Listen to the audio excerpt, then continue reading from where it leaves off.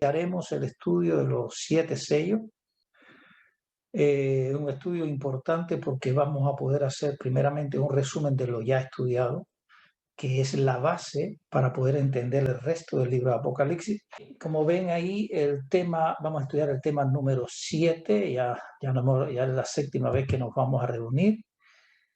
Y el tema tiene como título los 7 sellos. Esta diapositiva ya ustedes están acostumbrados a verla. Y yo dije que era importante que la tengamos todo el tiempo, cada vez que tengamos un estudio, porque realmente esta diapositiva nos va a mostrar el ministerio de Jesús en el santuario celestial. Y ese es el objetivo de Apocalipsis, mostrarnos qué es lo que ha hecho Jesús. Y Jesús empezó, recordemos, que se hizo hombre aquí en la tierra y vivió en el campamento, es decir, en la tierra con nosotros. Aunque los suyos vino y los suyos no le recibieron, vivió con nosotros una vida perfecta. Y antes de continuar el ministerio de Jesús, vamos a hacer un recordatorio de los muebles que componen el santuario. Y vemos primeramente el atrio, donde está el altar del sacrificio. Tenemos después el lavacro, que le sigue, y después ya entramos al lugar santo, donde tenemos 3 muebles. Uno que tenemos en la parte inferior, que viene siendo la parte sur del santuario, y el norte, en ese caso, nos quedaría hacia donde están las mesas de los panes de la presencia. Al sur, el otro mueble es el candelabro de 7 brazos, y en el centro, frente a la cortina que separa el lugar santo, el lugar santísimo, tenemos el altar del incienso. Y después pasamos al lugar santísimo, donde encontramos el arca del testimonio, el arca del pacto, con 2 querubines encima del propiciatorio, y que dentro tenía las tablas de piedra con los 10 mandamientos, la vara de Aarón que reverdeció, y una muestra del maná que cayó del cielo para mantener al pueblo de Israel cuando iba por el desierto. Cristo en el campamento viviendo una vida perfecta. Después Cristo, simbolizado por el altar del sacrificio, muere en la cruz del Calvario para redimir a cada uno de nosotros, el mundo entero pecador. Cristo en el lavacro representando la resurrección de Cristo, y después Cristo empieza su obra en el santuario celestial, primero en el lugar santo.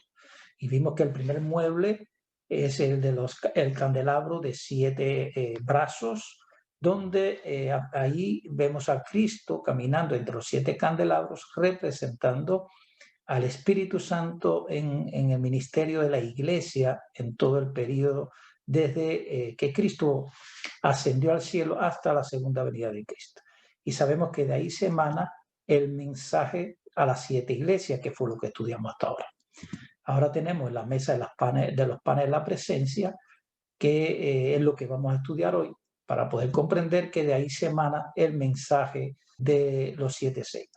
Y en el altar del incienso se emana de ahí el mensaje de las 7 trompetas. Posteriormente Jesús pasa su ministerio al lugar santísimo. El Evangelio sabemos que es la obra de Jesús a favor de la raza humana caída, es decir, todo lo que Jesús hizo para salvar al hombre. Y este ministerio está dividido en fases, en 2 fases fundamentales, que es la primera fase, lo que Jesús hizo en la tierra, y la segunda fase, que la cumple Jesús en el cielo, después de la ascensión de Jesús. En la tierra hay 3 etapas. Primeramente, desde que Jesús nació, se hizo hombre, siendo Dios se hizo hombre, y comenzó a vivir con nosotros en este mundo, y donde se recoge toda la obra de Jesús con una vida perfecta. Y hablamos siempre de que Jesús en su vida perfecta estaba tejiendo el manto de justicia, el cual nos dará a cada uno de nosotros el Cordero, que es Cristo Jesús, el que ha tejido con su vida santa el manto de justicia, es el que nos va a aplicar a cada uno de nosotros. Y eso se va a hacer cuando Jesús muere en la cruz del Calvario. Por lo tanto, las 3 etapas aquí en la tierra está la vida y obra de Jesús en el campamento, y pasamos al atrio, donde está representado por la muerte, de Jesús y la resurrección de Jesús. También se contemplan los 40 días en que Jesús estuvo aquí en la tierra dando testimonio de su resurrección antes de ascender al cielo. Sabemos que el ministerio de Jesús en la tierra fue un ministerio difícil. En primer lugar, porque Satanás hizo persecución de Jesús las 24 horas del día, los 7 días a la semana, los 30 días del mes y todo el año. Constantemente Satanás procuraba de que Jesús no cumpliera con la misión que tenía. Satanás ha utilizado varios métodos para hacer que Jesús no cumpliera su misión en la tierra. Y sabemos que uno de los principales métodos que utilizó fue matar. Recordemos cuando Jesús nació, se utilizó a Herodes para que matara a todos los niños que tenían menos de 2 años y hubo la matanza de infantes, en la cual María y José huyeron a Egipto y pudieron salvar al niño. Es decir, los ángeles siempre estaban protegiendo a Jesús. No solamente en ese momento, sabemos que hubo otras ocasiones en que Satanás procuró eliminar a Jesús. Y uno es cuando estaba durmiendo en una barca, y sabemos que vino una gran tormenta, y según los discípulos dicen una gran tormenta como ellos nunca habían visto. Ellos pensaban que iban a naufragar y que iban a morir todos mientras Jesús dormía, y Jesús fueron y despertaron a Jesús, y Jesús calmó la tormenta. Y también vemos en Nazaret mismo cómo Satanás instigó al pueblo, al gentío, para que despeñara a Jesús por un barranco, y Jesús se fue entre ellos. Y en otras ocasiones también instó a la multitud para que apedrearan a Jesús. Es decir, hubo muchas ocasiones en que Satanás de una u otra forma utilizó para poder eliminar a Jesús. También hubo otras ocasiones en que Satanás intentó de que Jesús cayera en pecado. Y lo sabemos cuando Jesús, antes de empezar su ministerio, que él es llevado al desierto por el Espíritu, después de estar 40 días sin comer ni beber, Satanás viene y empieza a tentar a Jesús para que cayera, pero Jesús siempre respondió con escrito está. Jesús se mantuvo firme desde el principio. Otras veces también Satanás quiso a Jesús desviarlo del camino. ¿Y cómo lo hizo? Bueno, ahí mismo en la tentación le dijo, mira, realmente no tienes que morir en la cruz del Calvario, no tienes que pasar las vicisitudes que vas a pasar, simplemente mira, y le mostró todos los reinos del mundo. Esto me es dado a mí, es mío, por lo tanto pueden ser tuyos si tú postrando me adoras. Ahí Jesús le dijo, solo a Dios adorarás. Y así otras escenas más en las cuales Jesús tuvo que pasar, por ejemplo, desánimo, cuando en el Getsemaní Jesús oraba y sus discípulos se quedaban dormidos, y él decía que estaba triste hasta la muerte, es decir, estaba desanimado, a tal punto que él oró al Padre y le dijo, si es posible, quita de mí esta copa, pero no sea como yo quiero, sino como tú quieras. Es decir, Satanás utilizó muchos métodos para evitar de que Cristo cumpliera su misión. Cristo, a pesar de todas las adversidades, cumple su misión, tiene una vida perfecta, y con esa vida perfecta puede llevarla a la cruz del Calvario. Él paga el precio para el rescate de la raza humana. Resucita al tercer día, y después de la resurrección él pasa 40 días aquí en la tierra, y posterior él asciende al cielo, y a partir de aquí comenzamos el ministerio de Jesús en el cielo, primeramente en el lugar santo y segundo en el lugar santísimo. Y como vimos ahorita, aquí tenemos en el lugar santo los 3 muebles. Tenemos el primer mueble, que está representado por el candelabro de oro de 7 brazos. El segundo tenemos a la derecha, que es la parte norte, recordemos, la mesa de los panes de la presencia, y en el centro tenemos el altar del incienso. Bien, vamos a ver qué fue lo que prometió Jesús antes de ascender al cielo. En Juan capítulo 14, les invito a todos, si tienen la Biblia, que busquen Juan capítulo 14, a partir de los versículos del 15 al 20, dice lo siguiente: si me amáis, guardad mis mandamientos, y yo rogaré al Padre para que os dé otro consolador, que esté con vosotros siempre, al Espíritu de verdad, a quien el mundo no puede recibir porque no lo ve, ni lo conoce, pero vosotros lo conocéis porque está con vosotros y estará en vosotros. No os dejaré huérfanos, volveré a vosotros. Dentro de poco el mundo no me verá más, pero vosotros me veréis. Y porque yo vivo, vosotros también viviréis. En aquel día conoceréis que yo estoy en mi Padre y vosotros en mí y yo en vosotros. También en los versículos 25 y 26 dice: estas cosas os he hablado mientras estoy aún con vosotros, pero el Consolador, el Espíritu Santo, a quien el Padre enviará en mi nombre, Él os enseñará todas las cosas y recordará todo lo que os he dicho. También el capítulo 15, versículo 25-26 dice: así se cumple la palabra escrita en su ley, sin causa me aborrecieron. Pero cuando venga el Consolador que os enviaré del Padre, el Espíritu de verdad que procede del Padre, Él testificará de mí. Y vosotros también testificaréis porque habéis estado conmigo desde el principio. Es decir, Jesús no está diciendo, Él está diciendo a sus discípulos que no lo va a dejar huérfano, que Él debe morir, pero va a resucitar y que enviará un consolador, al cual ¿quién es? Ese es el Espíritu Santo. Por eso es que el mensaje a las 7 iglesias se emana a partir del candelabro de oro de los 7 brazos que representa al Espíritu Santo. Y vamos a ver, por ejemplo, en Mateo capítulo 28 y versículo 22, versículo 20, dice lo siguiente: y enseñarles a obedecer todo lo que os he mandado. Y yo estoy con vosotros todos los días hasta el fin del mundo. Nuestra pregunta: ¿cómo Cristo puede estar con nosotros todos los días hasta el fin del mundo? Si sabemos que Cristo resucitó y ascendió al cielo y se sentó a la diestra de Dios Padre. Pues Él envía a su Espíritu Santo, y es por eso que Apocalipsis capítulo 1 nos muestra a Jesús caminando entre los candelabros de oro. Y los candelabros, dice Jesús, que representan a las iglesias. Y es el Espíritu Santo el que está caminando, es decir, Jesús a través del Espíritu Santo es el que está caminando entre los candelabros de oro para sostener a su pueblo, para sostener a su iglesia, para animar a su iglesia y a su pueblo en toda la época del cristianismo, desde que Jesús ascendió a la tierra, como promesa que le hizo a sus discípulos, hasta que Jesús vuelva otra vez a buscar a su pueblo. Vemos que se emana el mensaje a las 7 iglesias. En el otro mueble, que es la mesa de las panes de la proposición, que sabemos que tiene 2 hileras de panes de 6 cada una, es lo que vamos a estudiar hoy y vamos a entender, porque a partir de ese mueble se va a emanar el mensaje de los 7 sellos. Y después, en estudios sucesivos, vamos a estudiar las 7 trompetas, que este mensaje se emana a partir del mueble que es el altar del incienso.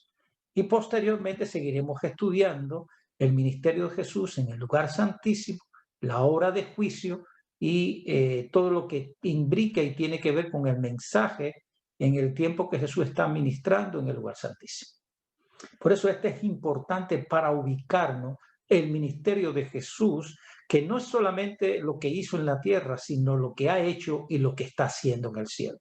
La mayoría de los predicadores se centran en el mensaje de Jesús en la tierra y obvian que el mensaje continúa, que el proceso de salvación no es un evento, sino es un proceso que comienza desde que Jesús se hizo hombre hasta que Jesús vuelva como Rey y Señor de señores. Vamos a hablar un poquito ahora en resumen de lo que hemos estudiado hasta aquí en relación a las 7 iglesias. Lo primero que quería hacer énfasis es que el Apocalipsis es el Evangelio de Jesús para el tiempo del fin dado a su pueblo en un contexto histórico. Y esto es muy importante. Mira lo que dice Apocalipsis capítulo 1:1. La revelación que Dios le dio para manifestar a su siervo lo que debe suceder pronto, y lo declaró enviando su ángel a su siervo Juan. Es decir, la revelación de Jesús para manifestar lo que debe suceder pronto.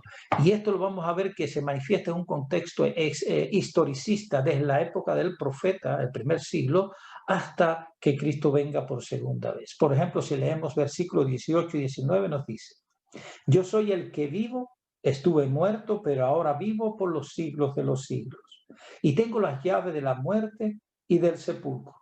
Escribe lo que has visto, lo que ahora es y lo que ha de suceder después. Es decir, Cristo no solamente el mensaje lo está centrando en lo que es en el tiempo de Juan, sino también en lo que ha de suceder después. Y esto nos da una connotación historicista, un recuento de la historia del cristianismo en todas las épocas. ¿Quién es el que envía este mensaje? Y es Dios en su plenitud, es decir, en la Trinidad o en la divinidad. ¿Y quién es el destinatario? Es su iglesia, es su pueblo. Por ejemplo, si leemos Apocalipsis 1, 4 y 5, ¿qué nos dice? Juan, a las 7 iglesias que están en Asia, gracia y paz a vosotros, de parte del que es, del que era y que ha de venir. Ahí tenemos un miembro de la divinidad, del que era, que es y que ha de venir, de parte de los 7 espíritus que están ante el trono, y sabemos que los 7 espíritus que están ante el trono, 7 significa plenitud, por lo tanto es la plenitud del Espíritu Santo, que es el otro, y de parte de Jesucristo, el testigo fiel, primogénito de los muertos y soberano de los reyes de la tierra. Así que ahí tenemos la Trinidad, tenemos al Padre, que se manifiesta como aquel que está sentado en el trono y que es el que es, que era y que ha de venir. Tenemos al Espíritu Santo, la plenitud representado por los 7 espíritus, y tenemos a Jesucristo, que es el testigo fiel y primogénito de los muertos y soberano de los reyes de la tierra. Y ese es el remitente. Si entendemos eso, vamos a entender muchas otras cosas de las que vienen a posteriori. Otro punto importante hasta ahora que debemos entender es que Jesús, a través del Espíritu Santo, protege y anima a su pueblo. Apocalipsis 1, 12 y 20, ¿qué dice? Me volví para ver quién hablaba conmigo y vuelto, vi 7 candelabros de oro. Y entre los 7 candelabros vi uno semejante al Hijo de Hombre vestido de ropa que llegaba hasta los pies. Así que vemos a Jesús entre los 7 candelabros de oro. Y sabemos que los 7 candelabros, dice, las 7 estrellas son los 7 ángeles, son los ángeles de las iglesias. Y los 7 candelabros son las 7 iglesias. Por lo tanto, Jesús siempre cuando envía un mensaje a cada una de las iglesias, dice, el que tiene oído, oiga lo que el Espíritu dice a las iglesias, porque es el Espíritu Santo que el Padre envió en el nombre de Jesús, el que está orientando, guiando la iglesia de Dios. Algo más que debemos entender hasta aquí de lo que hemos estudiado es que en cada etapa o época histórica del cristianismo, Dios siempre ha tenido un remanente que se ha mantenido fiel en la palabra y el testimonio de Jesús, que es el Espíritu de Profecía, en todas las iglesias, desde Éfeso hasta la Odisea, en las 7 iglesias, siempre vimos en el estudio de que Dios tiene un remanente, a pesar de que tenía que señalarles errores a cada una de las iglesias, excepto a una, que es Mirna, sabemos que mantenía siempre un remanente fiel. El otro que debemos entender es que en cada época del cristianismo siempre ha existido una verdad presente. Y aquí quiero detenerme un poquito. Esta verdad presente no excluye ninguna parte del evangelio, sino que lo complementa. Si yo preguntara cuál es el principal evento en el plan de salvación de Jesús, muchos llamarían como el principal evento a la cruz del Calvario, es decir, su muerte en la cruz del Calvario. Cuando Jesús vino a este mundo, ¿cuál era la verdad presente para ese tiempo? Bueno, eso lo podemos leer en el Evangelio según Mateo, capítulo 3 y 1 al 3. En esos días se presentó Juan el Bautista predicando en el desierto de Judea. Y vamos a ver qué predicaba Juan el Bautista. Decían, arrepentíos, que el reino de los cielos se ha acercado. Este es aquel de quien el profeta Isaías dijo, vos que clama en el desierto, preparad el camino del Señor y enderezad su senda. El mensaje, la verdad presente en el tiempo de Juan el Bautista era arrepentido, un mensaje de arrepentimiento. ¿Por qué?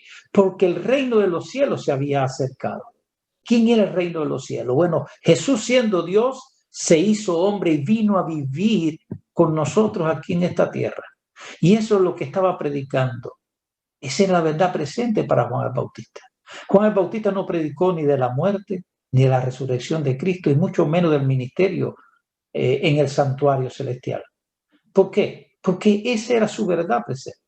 Ahora, en la época apostólica, después que Cristo vino, vivió y murió y resucitó, hay una verdad que había de ser predicada.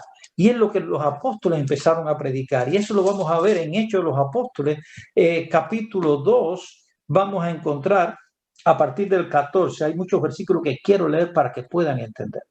Y lo voy a poner en contexto. El día del Pentecostés estaban todos reunidos celebrando la fiesta, como es lógico, del Pentecostés. Y dice que sobre los discípulos vino como unas llamas de fuego y ellos empezaron a hablar en lenguas. Y muchos de los que estaban presentes se burlaban de ellos diciendo que estaban ebrios de mosto, es decir, que estaban borrachos. Pedro se levantó y dice lo siguiente. Entonces Pedro se puso de pie con los 11, levantó su voz y les dijo: judíos y habitantes de Jerusalén, prestar atención y que esto quede claro. Y es importante cómo Pedro, siendo la persona que negó a Jesús, aquel cuando le preguntaban, ¿tú eres de aquellos que andaban con Jesús? Decía, no, yo no lo conozco. Es increíble cuando recibe el Espíritu Santo, se llena de poder y es el que se pone en pie y empieza a predicar. Y el primer gran sermón es el sermón de Pedro. Y vamos a ver qué sigue diciendo Pedro, desde el 22 al 24. Y le dice: varones israelitas, oíd estas palabras. Jesús Nazareno fue varón aprobado por Dios entre vosotros con milagros y prodigios y señales que Dios realizó por medio de él entre vosotros, como sabéis. A este, entregado por el determinado designio y previo conocimiento de Dios, vosotros prendisteis y matasteis por mano de los inicuos y lo crucificasteis. A este Dios lo resucitó, roto los dolores de la muerte, por cuanto era imposible que fuera retenida por ella. Y sigue diciendo en los versículos 33, 32 y 33. A este Jesús Dios lo resucitó, y de esto todos nosotros somos testigos. Así, exaltado hasta la diestra de Dios, recibió del Padre la promesa del Espíritu Santo y ha derramado esto que ahora vosotros veis y oís. ¿Qué está diciendo? Cuando Jesús ascendió, envió el Espíritu Santo que vino hacia los discípulos y lo llenó de poder, y comenzaron a predicar la verdad presente para su tiempo. ¿Y qué estaban predicando? Pues aquel Jesús que vino y vivió una vida perfecta, sin motivo ninguno, ustedes lo crucificaron. Vida y muerte de Jesús. Pero también empezó a predicar que a Cristo resucitó y que se sentó a la diestra del Padre. Por lo tanto, la verdad presente para el tiempo de los apóstoles era la vida y obra de Jesús, su muerte y su resurrección. Y esto es muy importante. Ahora, ¿cuál es la verdad presente para nosotros hoy? Esto es el tema que vamos a estudiar en el Apocalipsis, porque yo creo que el Apocalipsis es el Evangelio de Jesús para el tiempo del fin. La verdad presente, ninguna verdad presente niega a la otra, sino se va complementando. La verdad presente de los apóstoles complementaba la verdad presente que predicaba Juan el Bautista. Muchos centran sus predicaciones en la cruz del Calvario pensando que es el evento más importante, y no le estoy restando importancia a la muerte de Jesús en la cruz del Calvario. Pero sin una vida perfecta, la muerte de Jesús no hubiese tenido valor, porque Jesús, si hubiese cometido pecado, su muerte hubiera sido por causa de sus pecados. Pero Jesús tuvo una vida perfecta y murió en la cruz del Calvario en lugar nuestro. Por lo tanto, si es importante la muerte de Jesús en la cruz, tan importante es su vida perfecta en la tierra. Pero supongamos que Jesús tuvo una vida perfecta y que murió en la cruz del Calvario, pero no resucitó. Dice la palabra de Dios que si Jesús no resucitó, nuestra fe es vana y estamos perdidos porque estamos creyendo en un Dios muerto y no en un Dios vivo. ¿Y qué puede hacer alguien muerto? Por lo tanto, sí es importante cada etapa del ministerio sacerdotal de Jesús, tanto su vida perfecta, tanto su muerte, como su resurrección, como su ascensión al cielo y el ministerio sacerdotal de Jesús en el santuario celestial. La mayoría de los predicadores se centran en el ministerio de Jesús en la tierra, pero obvian que el ministerio de Jesús continúa hoy en el santuario celestial. Y esto es lo que el Apocalipsis nos quiere enseñar. El Apocalipsis hace énfasis en el ministerio de Jesús en el santuario celestial. Es importante entonces entender qué está haciendo Jesús en el cielo. Vamos a estudiar entonces hoy el capítulo 4 del Apocalipsis y se habla del trono de Dios. Y vamos a leer qué dice el capítulo 4 del Apocalipsis. Dice, después de esto miré y aquí una puerta abierta en el cielo. Y la primera voz que oí como de trompeta, hablando conmigo, dijo, sube acá y yo te mostraré las cosas que sucederán después de estas. Y al instante yo estaba en el Espíritu, y he aquí un trono establecido en el cielo y en el trono uno sentado. Y el aspecto del que estaba sentado era semejante a piedra de jaspe y de cornalina. Y había alrededor del trono un arcoíris semejante en aspecto a la esmeralda. Y alrededor del trono había 24 tronos, y vi sentados en los tronos a 24 ancianos, vestidos de ropas blancas, con coronas de oro en sus cabezas. Y del trono salían relámpagos y truenos y voces, y delante del trono ardían 7 lámparas de fuego, las cuales son los 7 espíritus de Dios. Y delante del trono había como un mar de vidrio semejante al cristal. Y junto al trono y alrededor del trono, 4 seres vivientes llenos de ojos delante y detrás. El primer ser viviente era semejante a un león. El segundo era semejante a un becerro. El tercero tenía rostro como de hombre. Y el cuarto era semejante a un águila volando. Y los 4 seres vivientes tenían cada uno 6 alas. Y alrededor y por dentro estaban llenos de ojos, y no cesaban día y noche de decir, Santo, Santo, Santo es el Señor Dios Todopoderoso, el que era, el que es y el que ha de venir.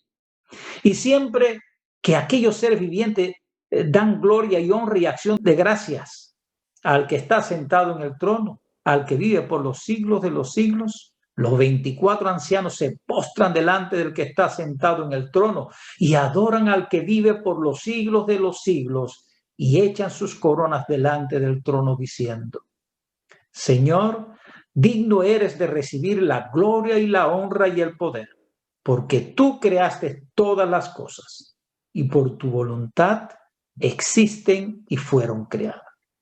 Aquí yo he señalado con diferentes colores ciertas características que deberíamos precisar para poder entender qué mensaje nos está ofreciendo Juan en el capítulo 4. Primero, dice que vio una puerta abierta en el cielo. También nos está diciendo que a él se le mostró las cosas que sucederán después de esta. Así que vemos una sucesión historicista de las cosas que se están revelando. También se le señaló un trono establecido en el cielo y en el trono había uno sentado.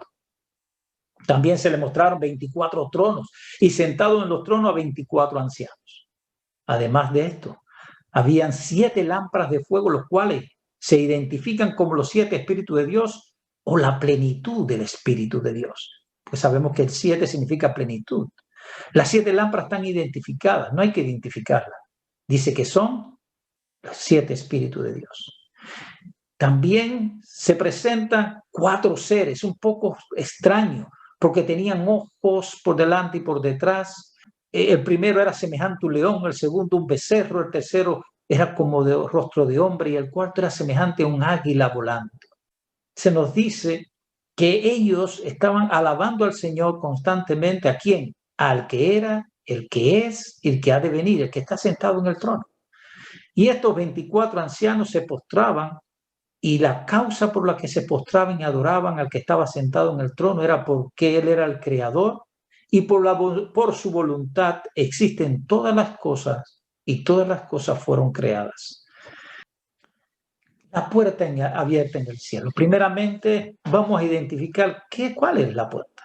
Sabemos que en el santuario terrenal habían 3 puertas.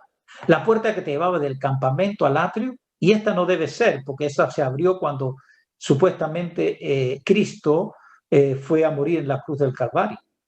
La otra es la que separa el atrio del lugar santo, que es la puerta en la que debe ser, porque es cuando Cristo empieza su ministerio en el santuario celestial y entra al lugar santo. Y la otra es la cortina que divide el lugar santo del lugar santísimo, que eso lo veremos a posteriori. Pero vamos a ver por qué es la puerta que conduce al lugar santo. En el versículo 5 nos dice lo siguiente: del trono salían relámpagos y trueno y voz, y ante el trono ardían 7 lámparas de fuego, que son los 7 espíritus de Dios. Cuando nosotros vimos la diapositiva donde se representaba el santuario, vimos que el primer mueble estaba representado por los 7 candelabros, que representaba ¿qué? Al Espíritu Santo. Por lo tanto, nos dice que esto se está desarrollando en la presencia de las 7 lámparas de fuego, en la presencia del el Espíritu Santo, que ¿dónde estaba? Pues se encontraba en el lugar santo. Además de esto, en Apocalipsis 5:8 nos dice lo siguiente: cuando tomó el libro, los 4 seres vivientes y los 24 ancianos se postraron ante el Cordero. Cada uno tenía un arpa y una copa de oro llena de incienso, que son las oraciones de los santos. ¿A dónde se quemaba el incienso? Pues en el altar del incienso, que era el tercer mueble del lugar santo. Por lo tanto, nos está diciendo que la puerta abierta, que es la puerta que nos conduce al lugar santo del santuario celestial. Si toda esta escena que estamos presenciando se está desarrollando en el lugar santo del santuario celestial. Ahora, un trono establecido en el cielo. ¿Cuál es ese trono? Sabemos que el trono estaba en el lugar santo por las siguientes razones. Como vimos, las 7 lámparas ardían delante del trono. Por lo tanto, están diciendo que este trono tiene que estar en el lugar santo. Después dice que el candelabro se hallaba enfrente de la mesa de los panes de la presencia. Es decir, cuando nosotros estudiamos el tema del santuario, vimos que el candelabro se hallaba frente a la mesa de los panes de la presencia. Y la mesa de los panes de la presencia se hallaba en el lugar, en el norte del lugar santo, y el trono de Dios, según Apocalipsis, Isaías, mejor dicho, 14, 12 al 14, se halla también en el lugar norte. Por lo tanto, esto nos está llevando a la conclusión de que el trono establecido está representado por la mesa de los panes de la presencia. Y hay algo importante en la mesa de los panes de la presencia, que hay 2 hileras de panes sobre la mesa. Sabemos que el pan es símbolo de la palabra de Dios. En Deuteronomio 8:3 y Mateo 4:4 podemos ver cómo se dice que el pan es la palabra de Dios. Ahora, recordemos cuando cayó el maná. Jesús, el pan de vida. Jesús es el maná que cayó del cielo. Por lo tanto, el Padre envía el maná y Jesús es el maná. Por eso es que hay 2 pilas de panes de 6 cada uno, porque ahí representa a Dios Padre, que es el que envía a Jesús, que Jesús es nuestro pan, es el maná. Ese trono establecido está en la mesa de los panes de la proposición, que es el único mueble del santuario que tenía 2 coronas o cornisas de oro alrededor de su parte superior. En el lugar santísimo se hallaba el arca del pacto, que es interesante que tenía la misma altura que la mesa de los panes de la presencia. Sin embargo, el arca del pacto tenía una sola cornisa. Es interesante. El único que tenía 2 cornisas o coronas era la mesa de los panes de la proposición. Y vamos a entender por qué eso. Por lo tanto, el trono establecido en el cielo es representado por la mesa de los panes de la presencia, donde Jesús es entronado al lado de su Padre. La palabra de Dios nos dice que Jesús, cuando ascendió al cielo, se sentó a la diestra de Dios Padre y empezó a ministrar ahí. Ahora, en el trono uno sentado. Juan a las 7 iglesias que están en Asia, y vamos a ver, porque dice que uno sentado. En Apocalipsis no nos dice que hay 2 sentados. En Apocalipsis 4 se nombra que hay uno sentado en el trono. Y vamos, para entender esto, yo quiero llevarlo un momentico a Apocalipsis 1:4. ¿Y qué dice? Juan a las 7 iglesias que están en Asia. Gracia y paz a vosotros, de parte del que es, del que era y del que ha de venir. Vimos que ese era uno, que era representaba al Padre. ¿Por qué? Porque sigue diciendo, y de parte de los 7 espíritus que están ante su trono, es decir, que está el que es, que era y que ha de venir, y los 7 espíritus que representan al Espíritu Santo que está ante el trono de ese que es, que era y que ha de venir. Y después describen y de parte de Jesucristo. Aquí tenemos los 3 miembros de la divinidad, y ahora nos está diciendo cada uno de los 4 seres vivientes tenía 6 alas alrededor y por dentro estaban llenos de ojos, y día y noche decían sin cesar: Santo, santo, santo es el Señor Dios Todopoderoso, el que es, que era y que ha de venir. Por lo tanto, Apocalipsis mismo nos está diciendo que aquí se refiere, el que está sentado en el trono es Dios Padre. 24 tronos, vi sentados en los tronos a 24 ancianos. ¿Quiénes son estos 24 ancianos que están ahí? Hay ciertas discrepancias en esa interpretación cuando tiene una interpretación muy clara, que dicen, cuando Jesús murió y cuando Jesús resucitó, dice que cuando Jesús murió se abrieron muchas tumbas de los santos, y en el momento que Jesús resucitó, resucitaron con Jesús, y dice que se presentaron a muchos en el pueblo. Y también dice que esta es la primicia al cual Jesús iba a presentar al Padre como símbolo de la futura resurrección que sucederá cuando Cristo venga por segunda vez. Y muchos dicen, bueno, estos 24 ancianos son esos que resucitaron con Cristo y están delante del Padre como símbolo ante Dios Padre. Si recordemos la historia de Job, dice Job 1, 6 y 7. Un día vinieron a presentarse delante de Jehová los hijos de Dios, entre los cuales vino también Satanás. Y dijo Jehová a Satanás: ¿de dónde vienes? Respondiendo Satanás a Jehová, dijo: de rodear la tierra y de andar por ella. Aquí vemos algo interesante. Satanás viene como representante del planeta Tierra. Ahora, ¿de dónde entonces habrán venido los otros hijos de Dios? Sería muy exagerado sugerir que también era representante de otros planetas. Sabemos que Dios tiene un concilio celestial, a donde se toman las decisiones en cuanto a la administración del universo. Por lo tanto, podemos concluir que los 24 ancianos son los representantes de los mundos no caídos y son ángeles. ¿Por qué son ángeles? Bueno, porque en la Biblia es identificado como ancianos, pero el profeta de Dios, Ellen White, lo identifica como ángeles. Y hay muchos textos donde podemos debatir, pero se nos haría muy extenso. Pero le quiero decir algo que es muy lógico. Sabemos que en el cielo no va a existir la reproducción. Sabemos que en los otros mundos no existe la reproducción. Sabemos que los ángeles no se reproducen. Por lo tanto, cuando Dios creó a los ángeles, creó la totalidad de los ángeles. No creó una pareja de ángeles para que se reproduzcan, sino creó la totalidad de los ángeles. Así, cuando Dios creó los otros mundos que fueron creados mucho antes de la tierra, también los creó con la totalidad de seres que iban a vivir en cada uno de los mundos. Ahora yo hago una pregunta. Si Dios creó un planeta X con la totalidad de los que iban a vivir, ¿quién iba a ser el representante si todos fueron creados al unísono?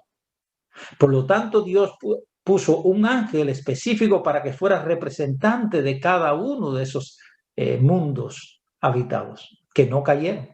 Por eso yo digo que son ángeles y que están ante el trono de Dios y que ellos componen el concilio celestial donde se toman las decisiones más importantes del universo. Ahora ustedes dirán, ¿y por qué en la tierra no es un ángel? Porque la tierra fue creada diferente. En la tierra sabemos que fue creada posterior a la caída de Satanás. Y sabemos que Dios hizo a Adán y después hizo a Eva y le dio un mandato: reproduzcanse y pueblen toda la tierra. Por lo tanto, el primer ser creado fue Adán y Dios le dio a Adán el reinado de este mundo. Pero cuando Adán cayó ante el pecado, entonces él se hizo siervo de Satanás y entregó a este planeta a Satanás. Es por eso que Satanás tenía la facultad de ir al concilio celestial en representación de la tierra, porque Adán le había cedido esa autoridad a Satanás. Es por eso que se justifica el ministerio de Jesús, el cual viene a esta tierra para vencer a Satanás y rescatar lo que Adán había perdido. Los 4 seres vivientes, estos son muy fáciles de identificar, que tenían muchos ojos, que son símbolos de sabiduría o inteligencia. Es decir, los seres vivientes cumplen una responsabilidad con máxima sabiduría. Son seres especiales que están siempre junto a Dios. Ahora, estos son fáciles de identificar porque Isaías los identifica claramente como los serafines. Y esto es un nivel superior de ángeles. Isaías capítulo 6, versículo 1 al 3 dice lo siguiente. En el año que murió el rey Usías, vi yo al Señor sentado sobre un trono alto y sublime, y sus faldas llenaban el templo. Por encima de él habían serafines.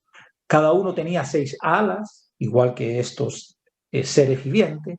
Con 2 cubrían sus rostros, con 2 cubrían sus pies y con 2 volaban. Y el uno al otro daba voces diciendo, Santo, Santo, Santo, Jehová de los ejércitos. Toda la tierra está llena de su gloria.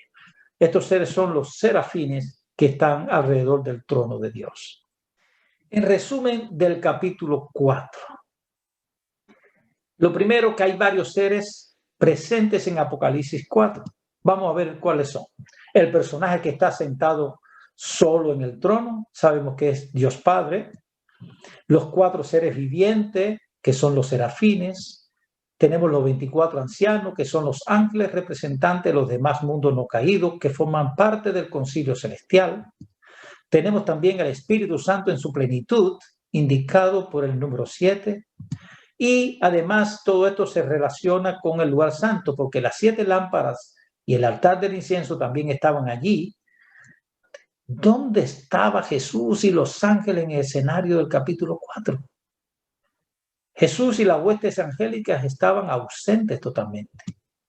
Y los himnos no mencionan la redención. Recordemos que alababan a Dios diciendo, tú eres digno de recibir alabanza porque tú creaste todas las cosas y por tu voluntad existen y fueron creadas. El espíritu de profecía nos da una respuesta clara. Y ustedes me permiten que yo les lea lo que escribió el espíritu de profecía en relación a este evento. Todo el cielo estaba esperando para dar la bienvenida al Salvador en los atrios celestiales. Todo el mundo estaba esperando para darle la bienvenida a Jesús. Dice, mientras ascendía, iba adelante y la multitud de cautivos libertados en ocasión de su resurrección le seguía. Como vemos, la multitud de cautivos que fueron liberados cuando él resucitó iban con Jesús. Y ya los 24 ancianos estaban ante el trono de Dios. Por lo tanto, no pueden ser ellos los 24 ancianos. La hueste celestial en aclamaciones de alabanza y canto celestial acompañaba al gozoso séquito. Al acercarse a la ciudad de Dios, la escolta de ángeles demanda, alzad, oh puertas, vuestras cabezas, y alzaos vosotras, puertas eternas, y entrará el rey de gloria. Gozosamente los centinelas de guardia responden, ¿quién es este rey de gloria? Dicen esto no porque no sepan quién es, sino porque quieren oír la respuesta de sublime loor. Jehová, el fuerte y valiente, Jehová el poderoso en batalla. Alzad, oh puertas, vuestras cabezas, y alzaos vosotras, puertas eternas, y entrará el Rey de gloria. Vuelve a oírse otra vez. ¿Quién es este Rey de gloria?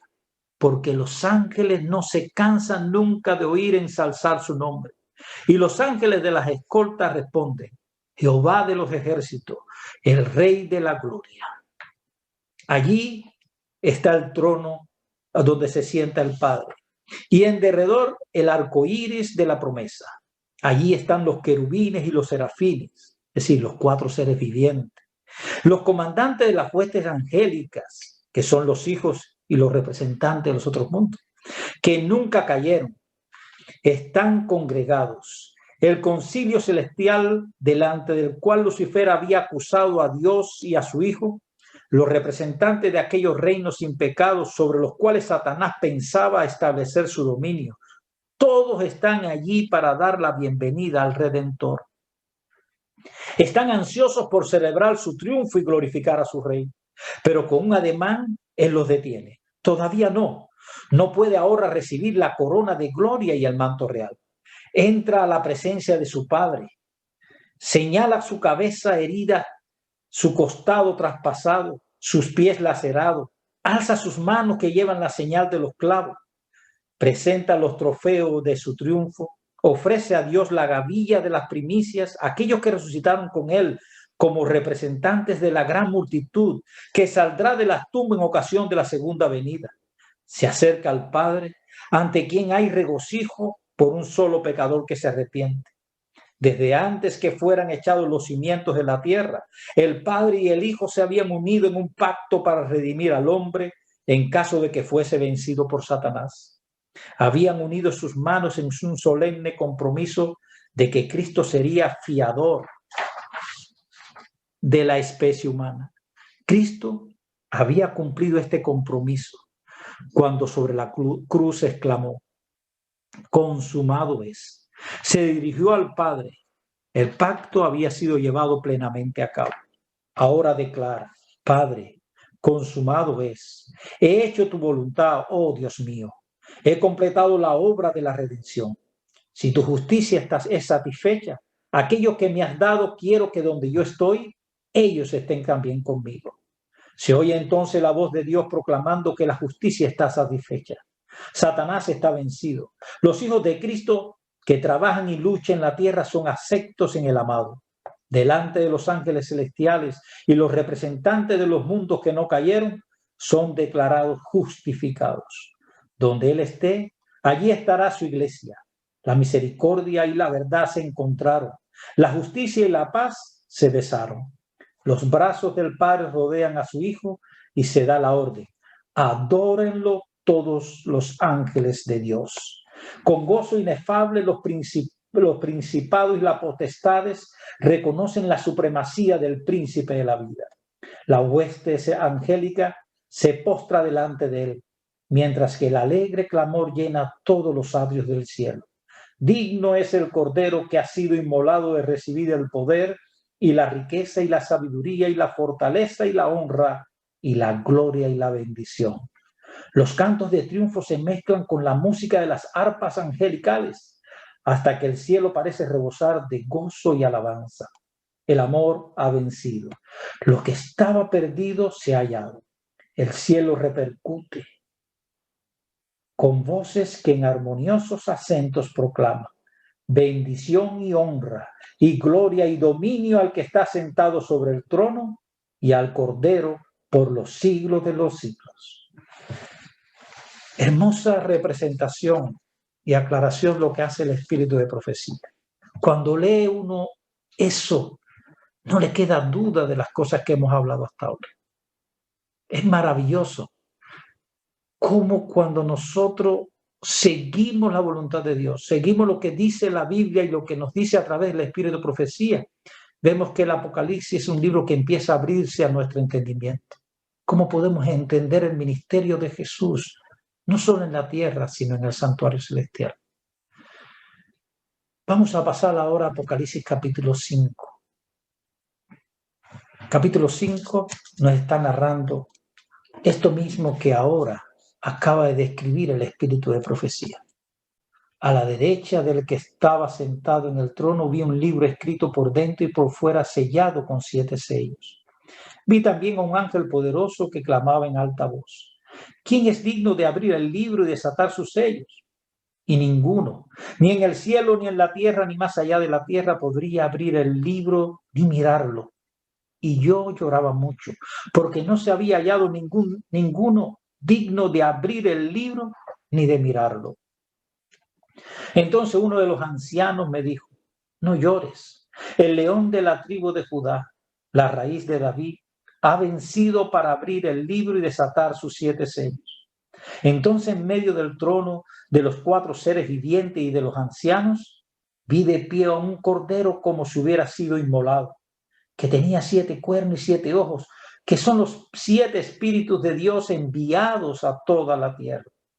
Y él Y él vino y tomó el libro de la mano derecha del que estaba sentado en el trono. Cuando tomó el libro, los 4 seres vivientes y los 24 ancianos se postraron ante el Cordero.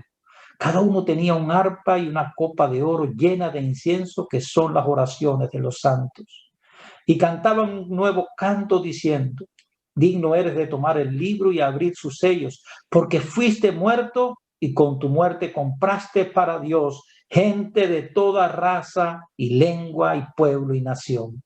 Y de ellos hiciste un reino y sacerdotes para servir a nuestro Dios, y reinarán sobre la tierra. Y miré y oí la voz de muchos ángeles alrededor del trono, de los seres vivientes y de los ancianos. Su número eran miles de millares y 10,000 veces 10,000. Y decían a gran voz: el Cordero que fue muerto es digno de recibir poder, riqueza, sabiduría y fortaleza, honra, gloria y alabanza. Y a todos los que estaban en el cielo, en la tierra, en el mar y debajo de la tierra, y a todas las cosas que hay en ellos, les oí cantar: al que está sentado en el trono y al Cordero sea la alabanza, la honra, la gloria y el poder por los siglos de los siglos. Y los 4 seres vivientes dijeron amén, y los 24 ancianos se postraron y adoraron. Juan lloraba. ¿Y qué significa que él lloraba? Bueno, el interés de Juan no era solo por el problema de los 7 sellos, sino la curiosidad. ¿Qué tendría ese libro? ¿Qué contenía el libro que estaba sellado por los 7 sellos? Era una agonía y una angustia suprema. Algo importante debía contener. Es obvio que mientras los sellos quedan sin romper, no se puede abrir el libro ni leer su contexto. Por lo tanto, el cuadro es el siguiente. Cuando Satanás venció a Adán, le robó las escrituras de propiedad del mundo, reclamándolo como suyo. Por eso es que Satanás podía venir al concilio. Pero el Redentor vino a la tierra para pagar el precio, para recuperar la escritura. El libro contiene un registro de toda la historia de la salvación, y cuando finalmente se abre el último sello, el universo verá que Jesús y los redimidos tienen derecho a la herencia que fue usurpada por Satanás y recuperada por Jesús. Vamos a un poquito los seres que se unieron a la fiesta en el capítulo 5, porque vemos que el capítulo 5 es una fiesta de alabanza a Dios y a su Hijo, al Cordero que fue inmolado para redimir a este mundo. Vemos que todos los seres que estaban presentes en Apocalipsis 4 estaban también presentes en el Apocalipsis 5, pero en el capítulo 5 se une el Cordero y la hueste angélica. Por ejemplo, en el capítulo 4 vemos el personaje que estaba sentado en el trono, que era Dios Padre. Tenemos a los 7 espíritus que están delante del trono, que es el Espíritu Santo en su plenitud. Tenemos también los 4 seres vivientes, que son los serafines. Tenemos los 24 ancianos, que son los representantes de los otros mundos, los caídos. Y ahora en el capítulo 5 aparece también a Jesús, el Cordero inmolado, pero resucitado. Lo vemos en el capítulo 5, versículo 6.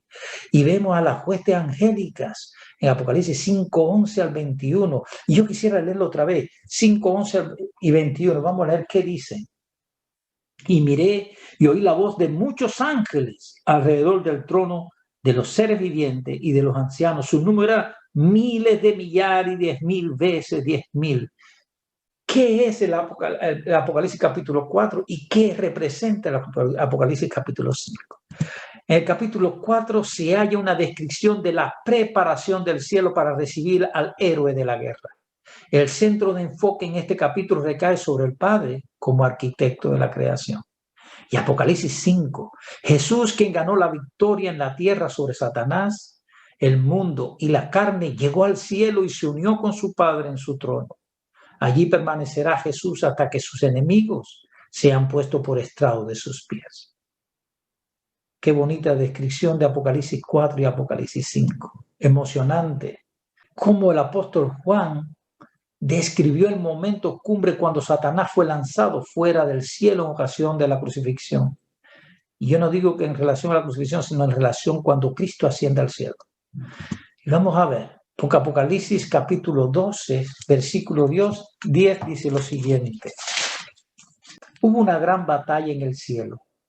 Miguel y sus ángeles combatieron al dragón y el dragón y sus ángeles combatieron. Hay una lucha entre el dragón y Miguel. Miguel significa quien es como Dios. Jesús es como Dios. Hubo una lucha entre Jesús y Satanás en el cielo. Y vamos a ver cuándo ocurrió esto. Pero estos no prevalecieron ni se halló más lugar para ellos en el cielo. Y fue lanzado fuera ese gran dragón, la serpiente antigua que se llama Diablo y Satanás, que engaña a todo el mundo, fue arrojado a la tierra y sus ángeles fueron arrojados con él.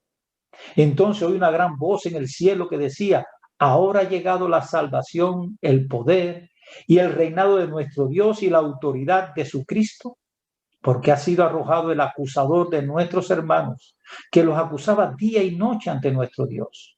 Ellos lo han vencido por la sangre del Cordero y por la palabra del testimonio de ellos, y no amaron su propia vida ni aun ante la muerte. Como vemos, esto sucedió después de la muerte de Jesús, porque el que ha vencido lo venció por la sangre del Cordero. Tuvo que acontecer posterior a la muerte de Jesús en la cruz y en la ascensión de Jesús.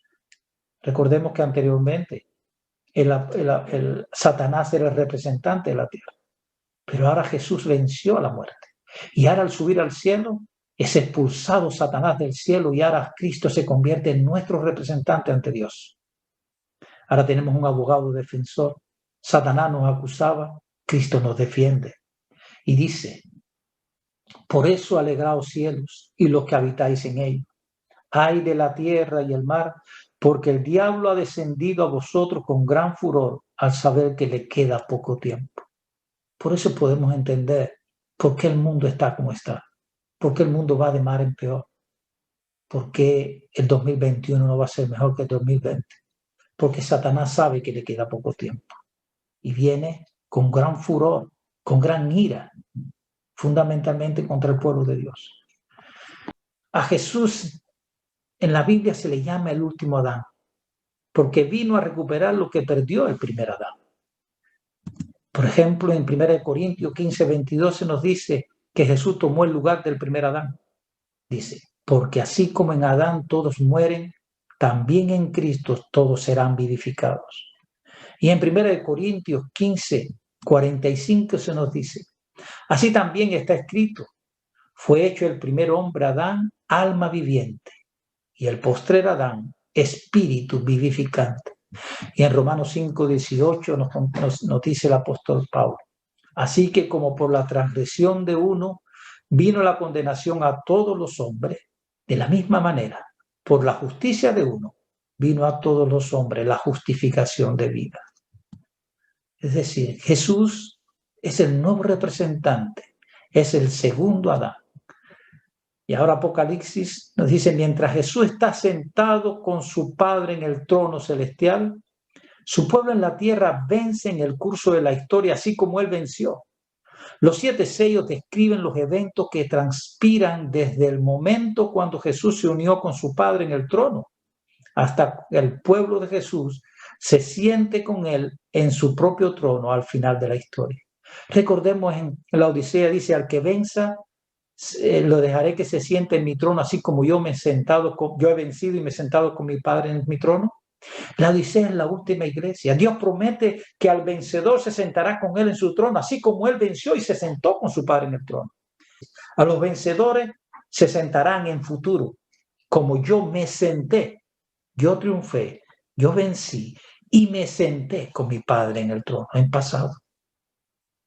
Ahora la pregunta que yo me hago es que todos los vencedores nos vamos a sentar junto a Jesús en su trono. No, no lo creo. Van a ser muchos millones de millones. No va a haber millones y millones de tronos. Sabemos que en un futuro, cuando Cristo venga, Él va a ser nuestro rey. Pero nosotros vamos a tener un representante. Y Dios le otorgará al primer Adán, que había perdido la autoridad sobre este planeta. Ahora le entregará la herencia a Adán de nuevo. Y Adán volverá a ser nuestro representante en el concilio celestial. Y eso es lo que yo creo.